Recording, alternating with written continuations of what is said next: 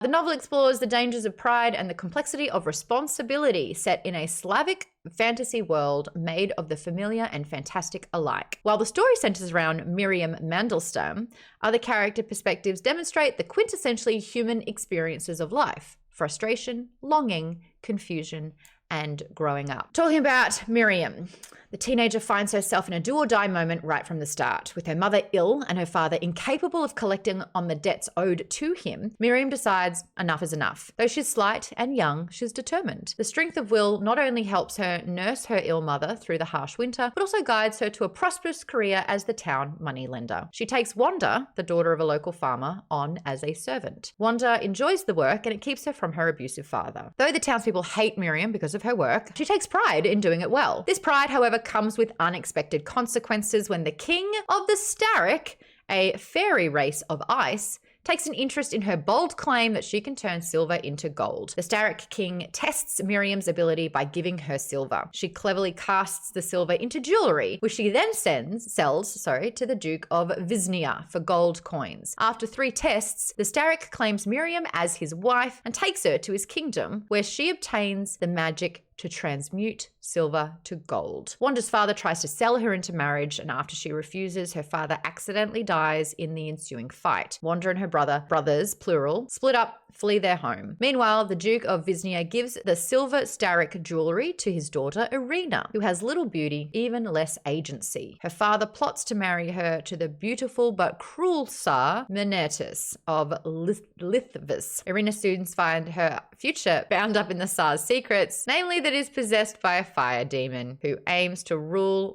Lithvis. So that's kind of where we're at. That's the setup for the first 13 chapters. And I will say, first 12 were quite slow to me, and I was going through the motions. But chapter 13, where Miriam starts getting superpowers and she legit can turn silver to gold, and you learn about the Starricks, and they're not a myth, and they're not this sort of legend that you actually taken with him, and you learn about them as actual people, humanoids, and then learning about seeing Irina quickly evolve into this incredibly smart and clever Serena, how the stories start intertwining somewhat. Alrighty, is book good? This is the question we like to ask everyone. So far, let's go spoiler free. First impressions, is book good? We don't do ratings until the second part, once we've finished everything. This is just a vibe check. So who wants to jump on first? Oh, Tamzu, let's go. I thought book was generally quite good. It was within Eastern European and obviously with the Jewish aspects, trying to figure out what Eastern European country it was, but I like the tone. The only minor criticism is that sometimes the first person, a few of the characters seem similar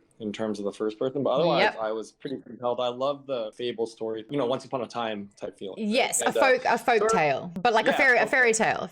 Yes. So what's interesting about that, this is the second one that Naomi Novik did. Spiritual sequel to Uprooted, and Uprooted for her was about her family's immigrant experience.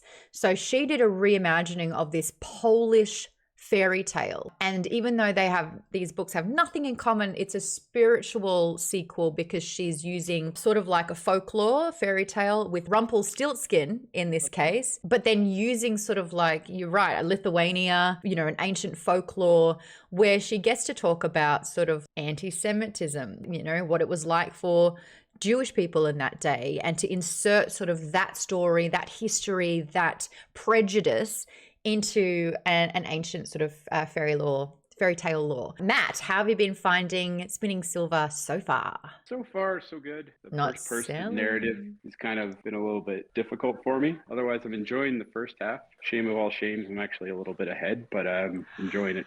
Oh, you? So am I. I mean, we had the month. We've had 3 weeks to get through it, so that's totally fair. I get it. Bradley, what are you thinking for this one? This is a little bit different to what you usually read. How are you liking it? I'm undecided on the book right now. I actually am normally one that reads ahead, and I actually stopped where we're supposed to. I read a different book. In the meantime, I read Daisy Jones and the Six. Oh, and it was nice. amazing. Nice. Got all the way through it. Loved it. So I'm undecided on this one. I'm going to wait till I finish it to see if I don't want to say, like right now, it hasn't really grabbed me. No. Like tomorrow. That book, I reread it actually after the show.